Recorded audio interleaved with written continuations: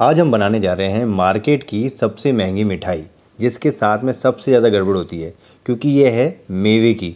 और मेवे के अंदर इतनी ज़्यादा गड़बड़ होती है क्योंकि ख़राब मेवा होता है ना, उसको घी में एक बार भून लिया जाए ना तो उसका टेस्ट पता ही नहीं चलता। इसलिए मैं आपको कह रहा हूँ कि ये मिठाई घर पे ही बननी चाहिए। और सबसे अच्छी बात यह है कि शुगर फ्री है, तो जिसको शुगर नहीं खानी है उसके लिए तो बल्ले बल्ले।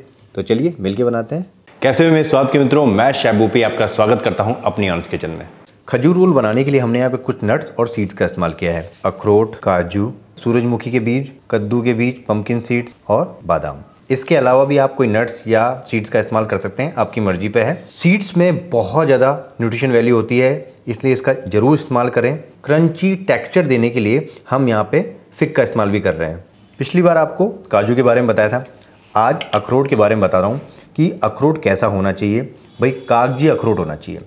अखरोट का जो कलर है ना, वाइटनेस होनी चाहिए, डार्क नहीं होना चाहिए। डार्क है मतलब कि पुराना माल है या फिर ख़राब है। ये देखिए, ये है एक कागजी अखरोट।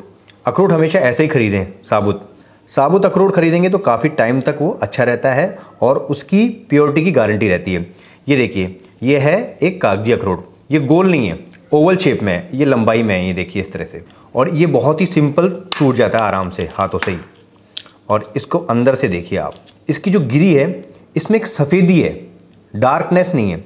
अगर सफ़ेदी है तो मतलब कि माल नया है और फ्रेश है।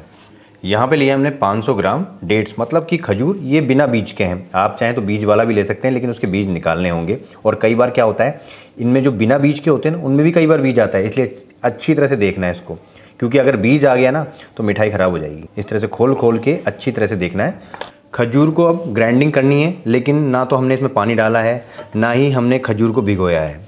ड्राई ऐसे ही पीसना है, इसलिए थोड़ा ट्रिकी है इसको पीसना। इसको पल्स मोड पे ही पीसना है और थोड़ा थोड़ा करके पीसना है। और हो सके जितना उतना छोटा कर लीजिए इसको अपने हाथों से, तो मिक्सी पे लोड नहीं आएगा।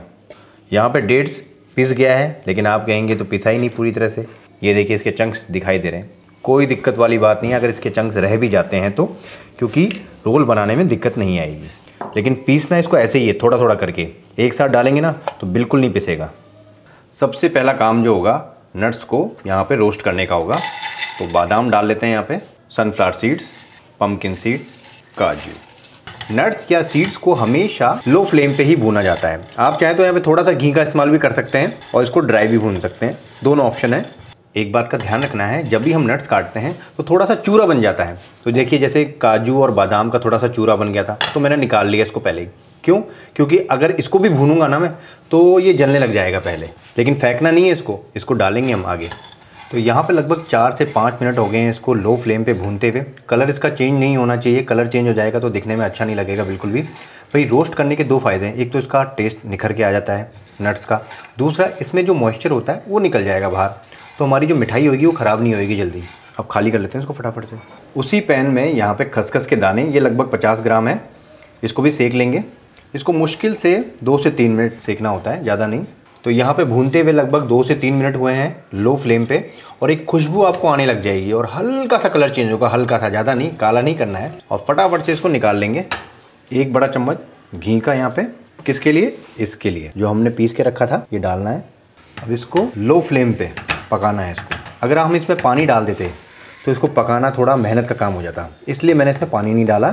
थोड़ा थोड़ा करके पीसा, और थोड़े से जो चंक्स रह गए कोई बात नहीं, रोल्स के अंदर आ जाएंगे, इनको भी खा लेंगे हम। हलवाई लोग क्या करते हैं, इसको थोड़ा सा भिगोते हैं, उसके बाद में घी में भूनते हैं, लेकिन वो थोड़ी मेहनत ज़्यादा होती है, हम इतनी मेहनत नहीं करेंगे। तो यहाँ पे भूनते हुए लगभग 3 से 4 मिनट हो गए हैं मीडियम टू लो फ्लेम पे। और ये देखिए, कलर भी थोड़ा डार्क हो गया।